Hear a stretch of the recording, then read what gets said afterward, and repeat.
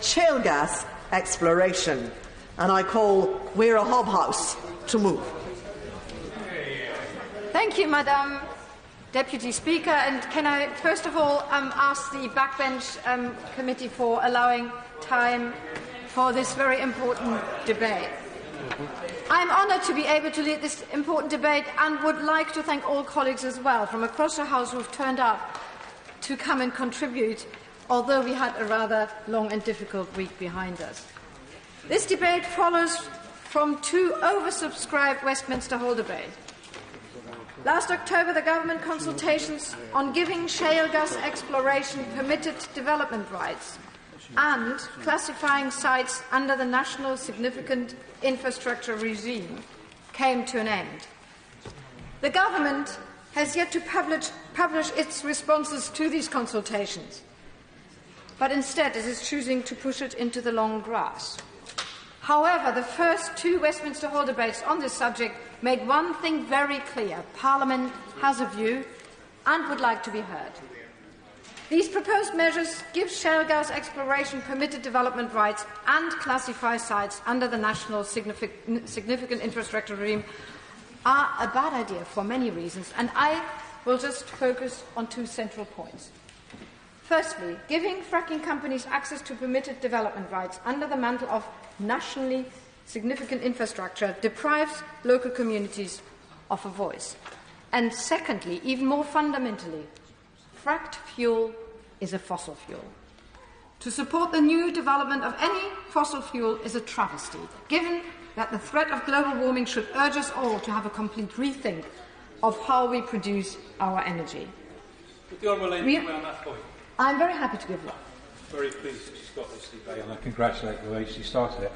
Would she agree that the context in which the government is encouraging fracking is bad enough, but then the way in which it's treated renewables and made it so difficult through the planning process and just the way in which the subsidy regime has been completely cut away, it means that our renewables now are at standstill? It's a disgrace.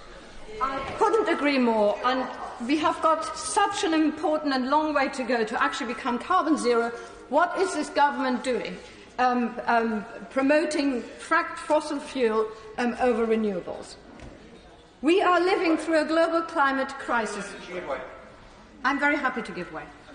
Grateful and congratulations on bringing forward this very important debate. She said earlier in her remarks this was a new fossil fuel industry or sector, I think she said, but is it not right that shale gas would simply displace imports rather than creating an additional demand on gas-fired power generation? So I have been in this fracking debate for a long time. Since 2014 I've been debating this. And actually to just say it's a little bit less of a fossil fuel than the gas that we are exporting is a wrong argument. It is a fossil fuel. It contributes to global warming. We should not explore these old-fashioned ideas about how we produce our energy. But I'm happy to give way. I'm grateful to her. I completely agree with her that we should not be opening up a new front on fossil fuel and increasing the contribution to climate change. She's absolutely right about that. But on the issues of planning, my local authority has now twice voted overwhelmingly against fracking in nearby West Lancashire, which affects my constituency as well, and their views are completely ignored by the approach the government is taking place. Doesn't this demonstrate that there are significant local interests that should be taken on board? It cannot just be a national government issue around permitted development rights. So there are two very big wrongs here. A, it's a fossil fuel industry that we shouldn't support, and B, we are overriding local communities and their voices to be heard. And I feel for your communities in East Lancashire and the way they've been treated. It's an absolute, it's wrong. It's just simply wrong. And as somebody who used to be a local councillor, I cannot agree more with how wrong it is if local councils and local communities are not being heard. Happy to give way. Very grateful and congratulate her for the powerful speech that she's making. On that point of community engagement, does she recall the former Conservative minister saying fracking could take place, and I quote, in the desolate north? This is not good enough. My constituents in Barnsley East don't want fracking, and community should be listened to. Hear, hear, well said. Well, absolutely, and also to classify different regions of our country in those ways is appalling. And I'm happy to give way. The Honourable Lady, my neighbour, giving way. I'm very much enjoying her comments. But for balance, could you remind the House which country is top of the league table in the G20 for decarbonisation?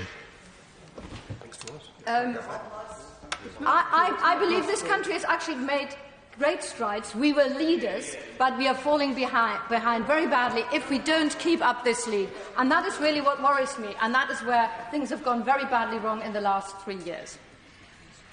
We are living through a global climate crisis. We must align our policies to become carbon zero before 2050. And I'm sure the government has listened to the IPCC report. I have been campaigning against fracking since 2014. In Bath, not only is there a concern about global warming, there is also a concern that fracking would interfere with our hot springs, causing unknown damage to the water table, to our unique geology and the natural springs, which are the very reason for Bath's existence and prosperity throughout its rich history.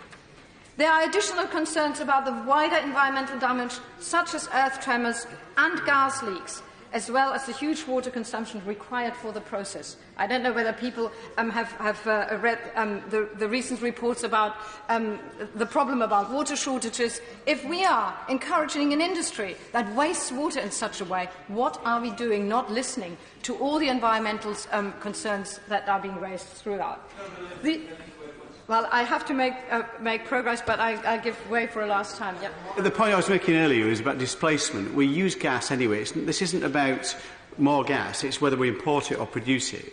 There are 23 million homes in the UK that are connected to the mains gas network. Can I ask, is her home one of those properties? My home is heated through an energy centre, a community energy centre. These are new ways of trying to address. Yeah. But where the gas is coming from is obviously what we are talking about. How this gas is produced that we are using. And I am talking about that fracked gas is a fossil fuel, and there are renewable gas alternatives that we need to explore and into which we should invest our money. And the government should give priority to those. I'm happy to give way. I thank my honourable friend for giving way, and I commend her for bringing this debate before the House. Just on that point there specifically, I do appreciate the point that the honourable member is trying to make, but what's happening is we're building an unprecedented number of houses right now in this last few years. 18,000 just in Warwick and Leamington. They will all have gas boilers. They did not need to have. They could have had air source heat pumps, for example, to heat the properties. So I completely agree with the honourable member that actually to get to carbon zero is a massive challenge, and we must start today, and particularly thinking about how actually our new houses should be built, because the retrofitting of all these properties will cost even more money. So everybody, through all departments, we need to really put our mind to it. I must make some progress now. These problems are not unique to Bath or the UK. We know from the United States that fracking operations can result in the contamination of the water table. The effect of this is wide-ranging, meaning people cannot even drink their own tap water and risk their health in the process of that. A report produced in 2016 by the United States Environmental Protection Agency demonstrated exactly how the hydraulic fracturing fluid used to split the bedrock can contaminate groundwater as well as releasing gases displaced by it. Communities across the USA have been forced to try and mitigate these problems. We should not even go there. Why should we risk water contamination? To add to all of this is the amount of industrial infrastructure that will scar our countryside if these proposals are pushed through. Giving permitted development rights to shale gas exploration would effectively remove the control which local authorities would usually have over the planning process, and it's already been mentioned. Yes, I give way again. On building infrastructure around these sites, does she not think it's slightly hypocritical that CDC, the development arm, which invests in infrastructure outside of Britain, government-backed development bank, would not invest in shale gas because of the infrastructure, because of the climate change risks, but for some reason we're happy to do it in our own country? Well, I would certainly agree that there's a lot of hypocrisy around this issue. I remember I remember in my old authority where a wind farm was built over the communities of Greater Manchester, people were talking about the infrastructure that was built just for accessing the hills in order to actually put up the wind turbines. That was a terrible thing. Fracking platforms need to move around all the time. The infrastructure that we need to build for that is absolutely incredible, and I don't think people have ever put their minds to that. But yes, there's a lot of hypocrisy. Will she give way again? Just very briefly. Is she aware, she probably is, that satellite data for over the United States shows that 5% of the methane from fracking is leaked through fugitive emissions? And because methane is 85 times more powerful than CO2 for global warming, it makes fracking nearly twice as bad as coal for global warming. So would you agree that under no conditions should we go ahead with fracking? Well, I certainly agree that we haven't really got comparative data, and fracking is hailed as this sort of new thing that would actually reduce global warming, and it absolutely doesn't. It means local people, local communities are being removed from the decision-making process, and that's one of my biggest concerns today as well. This particular issue was picked up by the Housing, Communities and Local Government Select Committee report. It concludes, I quote, "Shale gas development of any type should not be classed as permitted development. Given the contentious nature of fracking, local communities should be able to have a say in whether this type of development takes place, particularly as concerns about the construction, locations and cumulative impacts of drill parts are yet to be assuaged by the government." Since I really have to get on now. Since the government proposals were announced, 300,000 people have signed petitions against these proposals and 40 councils have passed motions to reject them. With such widespread opposition, giving fracking companies access to permitted development rights would not simply speed up the process, it would serve to muzzle opposition, effectively silencing local communities. This is outrageous, and I hope that colleagues across the House will join me in voicing their strongest opposition. The Constitution would look to making larger fracking sites part of the national significant infrastructure regime is also entirely incoherent and frankly dangerous. According, again, to the Select Committee report, there is no precedent for this classification. Shale gas extraction sites fail to meet the criteria which normally determine nationally significant infrastructure.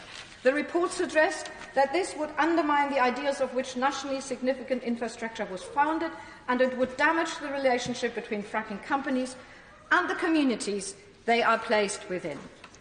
Combined with permitted development rights, it adds to the government's callous attempt to take the decision-making process away from local communities. Shale gas exploration and extraction would be a decision for private companies and the government, bypassing those who are most impacted by it. Madam Deputy Speaker, turning now to the climate crisis. The big problem we face is the government's energy strategy and our continued reliance upon fossil fuels. Fracking is not sustainable, and even classifying it as a transitional fossil fuel doesn't stand up to the science. It recently emerged that investing in fracking would produce as many carbon emissions as 300 million new cars. It is blatantly obvious that the Tory government favours fracking over renewable energy. The Environmental Audit Committee found that investment in renewable energy had fallen, and the honourable member can reply later, had fallen by 56% in 2017, which was the greatest decline of any country that year. Exactly right. In May 2018, investment in renewables has been at its lowest in 10 years, despite the claims by the government that renewable energy is booming. And that must be wrong if we now have and urgently must turn our attention to become carbon zero before 2050.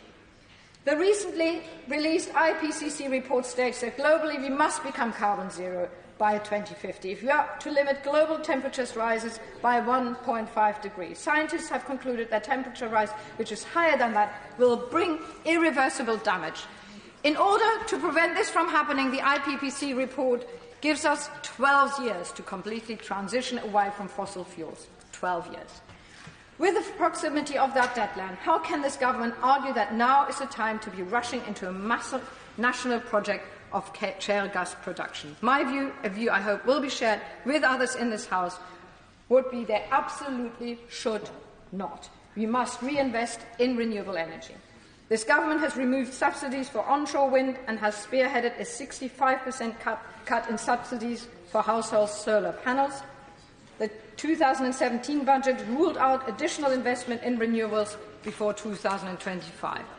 Yet communities up and down the countries are asking for more investment into renewables. Only a few weeks ago, our streets were filled with school children who were making their voices heard and saying that the climate crisis is the biggest issue for them. We need a culture change urgently, and all government departments should have sustainability and a carbon zero target at their core. As a developed country, we should lead the fight against climate chaos, but this government has gone in completely the opposite direction. Policies such as those proposed by the government stand in the way of progress. This government cannot keep prioritising big oil over the urgent need to combat climate chaos. The government has to drop these proposals. As a country, we must legislate in a way that restricts fossil fuels industries and invests instead heavily into renewable energy. There is no time to lose, and we owe it to ourselves and future generations. Thank you, Madame Dick. The House will be aware that there are a great many people who wish to speak this afternoon, and we have limited time, so we will have a time limit immediately of 5 minutes.